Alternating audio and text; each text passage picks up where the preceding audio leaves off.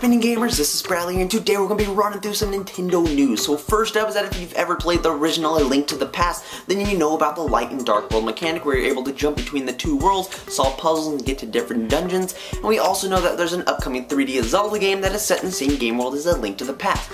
But is the light and dark world mechanic going to be making a return? Well, guess what? CNET was able to talk with the series producer of Zelda known as IG Anuma. I'm not sure if I pronounced his name right, but according to CNET, this mechanic is going to be making a return to light and dark world, but we don't really know in what capacity and how the mechanic is going to be used yet. Now, in terms of the basic Zelda formula where you gather items to progress through the game, Anuma brings out that this upcoming Zelda game feels different from their point of view, and that it may be the most inventive Zelda game so far. So maybe they're actually going to be moving away from the gathering items to progress through the story deal and giving you some more freedom. Oh, and as for where they came up with the idea of turning Link into a drawing, that actually came from the boss fight in Ocarina of Time with Phantom Ganon, where he jumps between paintings. And from there is that we got some new rumored information about the next Sonic game coming from someone who supposedly leaked information about Sonic Generations in the past. So basically with this new Sonic game, it's going to be like Sonic Generations, and they want it to be played like the original Genesis games.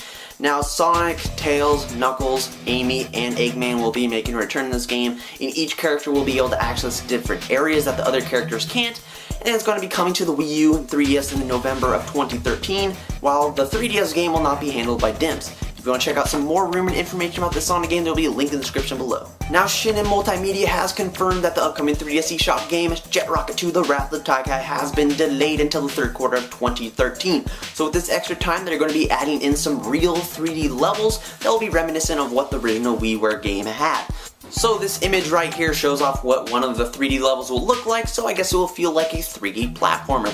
And guess what? All these 3D levels will be running at 60 frames per second. Now, WayForward has revealed via their blog that Mighty Switch Force 2 has wrapped up. They have finished developing the game, finished all the levels and stuff like that. Now they have moved on to the testing phase so they can work out all the kinks and scare off all the bugs so the game can run smoothly. So I guess the game is coming along quite well, and I guess you can expect the game in the not so distant future. The 3DS eShop sequel Denpaman 2 Beyond the Waves has been confirmed to be releasing in North America on May 30th. We really haven't heard much about the sequel for the West, but I guess it's coming on May 30th. Probably won't be picking it up because I don't really like the dungeon crawling games where the enemies spawn randomly, but maybe you'll want to check it out. Now, there's also a new trailer for Rayman Legends that shows off a new music track where you get to play along with Eye of the Tiger, so if you want to check that out, link in the description below.